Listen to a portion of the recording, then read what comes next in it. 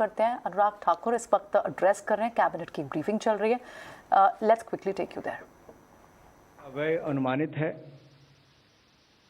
और जिनमें हमारे कैपिटल एक्सपेंडिचर के साथ साथ 5 वर्षों के लिए ऑपरेशनल एक्सपेंडिचर का भी प्रावधान इसमें सम्मिलित है।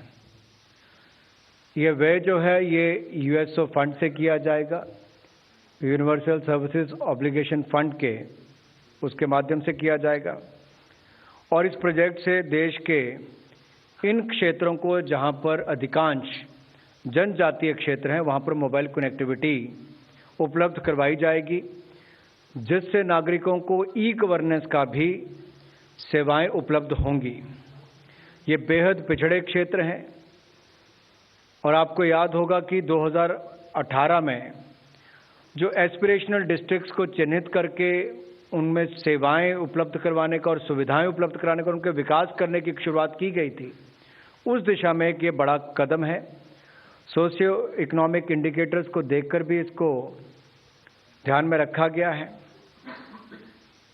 दूसरा जो है वो प्रधानमंत्री ग्रामीण सड़क योजना, जो अटल जी के समय शुरुआत हुई और नरेंद्र मोदी जी की सरकार के समय उसको हजारों गांव तक पहुंचाने का काम किया गया।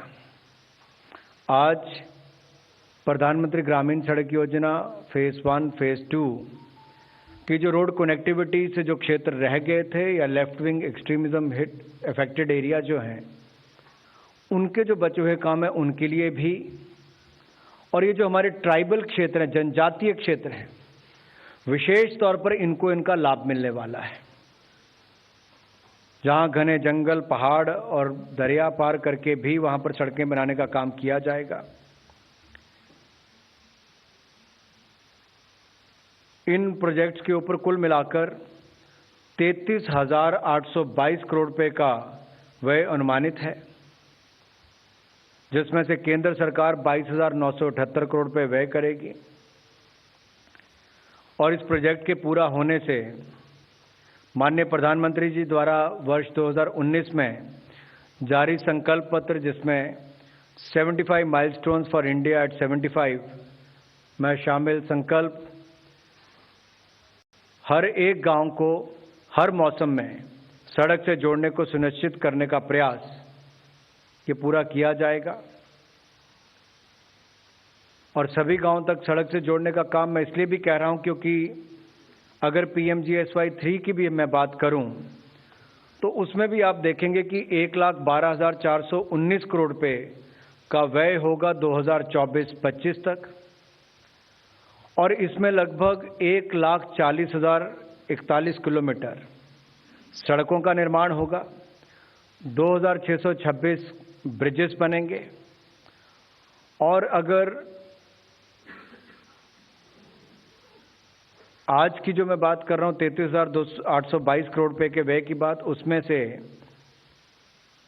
32,152 किलोमीटर सड़क का निर्माण होगा और 2,648 लॉन्ग स्पैन ब्रिज ये भी पूरे होंगे। इससे हमारे जनजातीय क्षेत्रों में भी सड़कों से जोड़ने का, जब सड़क जुड़ती है तो उसके साथ साथ बाकी सुविधाएं, एम्बुलेंस की हो या बाकी बस आने की हो, गाड़ी आने की, तो सारी सुविधाएं अपने आप आनी शुरू हो जाती हैं। तो ये बस्तियों को जोड़ने का काम भी और वहां के जनजातीय क्षेत्रों को जोड़ने का काम भी होगा। और जैसा मैंने आपको PMGSY 3 की बात भी कही, इसके माध्यम से भी अगर मैं बात करूं 20,950 किलोमीटर की सड़कें और 1974 ब्रिज ये PMGSY 1 में और 4,240 किलोमीटर की सड़कें और 254 ब्रिज ये PMGSY 2 में हुए थे। तो 1,07,250 किलोमीटर की सड़कें और ब्रिज ये PMGSY 3 में पूरा करने की जो बात है उसके अंतर्गत हो रहे हैं। इसके अलावा भी तो अनुराग ठाकुर सरकार की पूरी योजनाएं बताते हुए उन्होंने 2 अहम चीज़ें रखी हैं जो कि मार्केट के हिसाब से भी बहुत इंपॉर्टेंट है। पहला तो एक तो सड़क निर्माण को लेकर है, सरकार कह रही है कि हम 33,000 करोड़ रुपए खर्च करने वाले हैं आगे चल के कनेक्टिविटी को, जो कि प्रधानमंत्री सड़क योजना है उसके तहत। 22,000 करोड़ रुपए केंद्र सरकार देगी, बचा हुआ करीब 9,000 करोड़ रुपया 11,000 करोड़ रुपए माफ़ कीजिए वो स्टेट खर्च करेगी। एक और इम्पॉर्टेंट उन्होंने बात बोली कि जो टावर्स की कनेक्टिविटी है वो हम दूर दराज एरिया तक भी पहुंचाएंगे। इसके लिए सरकार ने 6,466 करोड़ रुपए के फंड को अप्रूवल दे दिया। 44 नई डिस्ट्रिक्ट्स ऐसी हैं जहां पे नए टावर्स को और लगाए जाएंगे, यानी कि इसमें ग्रामीण सड़क की योजना और दूसरा इंफ्रास्ट्रक्चर को मजबूत करने के लिए जो टावर्स लगाए जा रहे हैं टेलीकॉम को इम्प्रूव करने के लिए, उसके लिए भी 6,000 करोड़ रुपये सरकार की तरफ से एलोकेटेड है।